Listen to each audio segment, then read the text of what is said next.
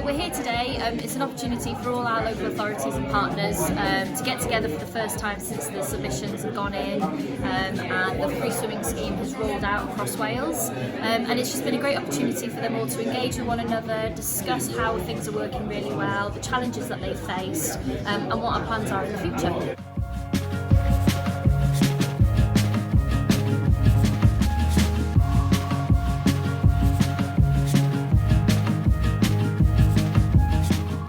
I think we've all accepted that there are changes to be made, but we're looking at the positive side of things. So what impact can we make across Wales in getting people aquatically active and enjoying the sports?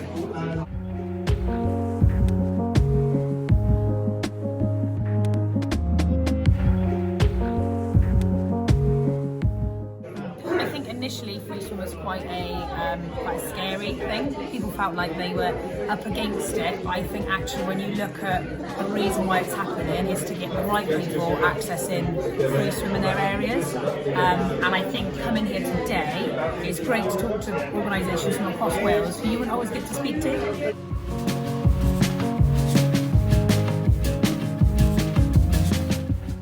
Attractions today in Swansea, it's about now talking to new partners and letting them know what is on offer in our sites, but also then looking at challenging other centres and other places about how they can benefit from free swim, and just sharing good practice with everyone we've met today.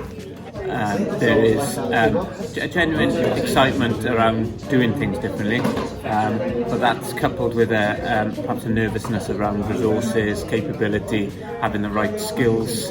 You know, we're all very busy at doing the jobs that we doing, and this is perhaps something different. So have we got the expertise or the skills based in the sector to be able to do this properly? But I think there was a genuine excitement that it's not all about numbers, and we're not driven by numbers. It's actually making that impact on the individuals.